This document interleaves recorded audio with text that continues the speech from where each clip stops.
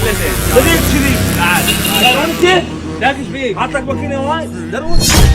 مع الاسف والله العظيم هذا الاختبار نجح وياي، ماكينه وبرنامج اختلف عليه وقام يحكي عليه قدام العالم ودار وجهه وراح. والله مع الاسف ما توقعت هيك، هذا مبين عليه مصلحه.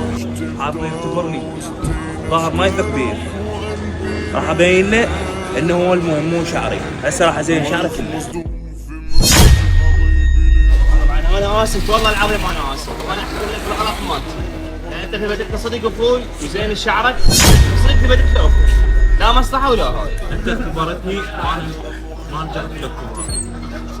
هذا شو سويته زين الشعر على والله صدق اخوي، صدق تبي تدق اخوي. وانا بس ايه كان ذنبي